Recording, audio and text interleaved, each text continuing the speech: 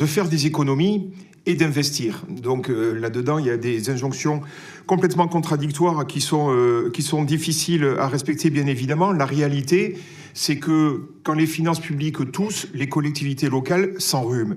C'est-à-dire qu'on a deux gouvernements successifs. Le premier nous a menacé de nous supprimer 5 milliards d'euros.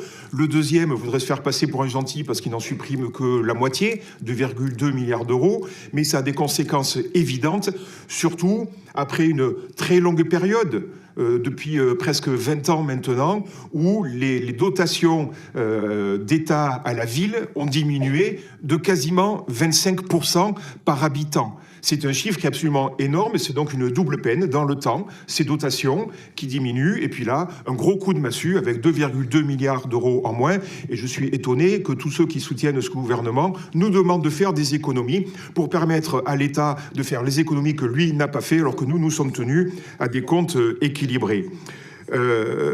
Alors, cet argent, l'essentiel, c'est quand même dans un débat d'orientation budgétaire, de savoir pourquoi faire. Donc oui, pour investir, et dans ce qui est des compétences de la ville, et non pas des compétences de la métropole, j'en vois des essentiels. D'abord, l'éducation, et une part importante sera réservée aux groupes scolaires de la Croix d'Argent, du Nouveau-Saint-Roch, à l'extension du Docteur Roux, d'Eltel-Michelet, etc.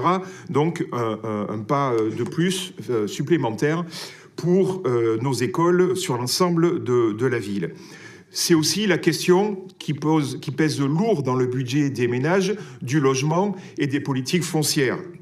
Tout le travail qui est fait à la ZAC de la Restanque sur la politique foncière de notre collectivité, sur la mise en accessibilité des bâtiments, et puis cet effort de solidarité, en particulier avec la participation aux équipements du plan de rénovation urbaine de la Mosson, parce qu'on peut dire ce qu'on veut, jamais il n'a été fait autant pour le quartier de la Mosson, quasiment 28 000 habitants, une ville dans la ville, jamais il a été fait autant, et cet effort sera poursuivi sur cette dernière année du mandat.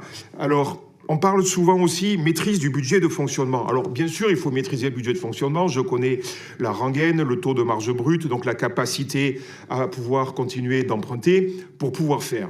Mais là aussi, il y a une injonction qui est contradictoire. C'est-à-dire qu'il faut à la fois maîtriser le budget de fonctionnement et en même temps, on nous dit attention à la qualité du service public. Mais le service public, il est assuré par qui ?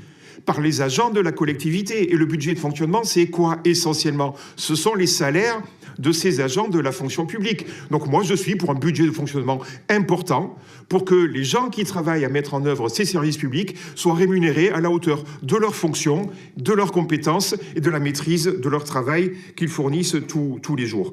Dernier point sur, je l'ai déjà dit l'année dernière, je fais vite, mais il y a un vrai problème sur les appels d'offres, je l'ai déjà dit, mais les entreprises se gavent et c'est un vrai scandale. Donc là aussi, les injonctions contradictoires, qu'on les renvoie aux entreprises qui veulent des baisses d'impôts, mais qui viennent quasiment, je dis le mot, racketter les collectivités locales. C'est pas comme Montpellier, c'est sur l'ensemble du territoire. Et puis il y avait un mot sur la mutualisation en tant qu'offre de gestion, effort de gestion. On en reparlera parce que je ne suis pas convaincu que la mutualisation, en rajoutant des couches de chefs et de sous-chefs, ait réellement fait baisser les coûts de notre organisation. Merci je vous remercie. Madame Fraîche.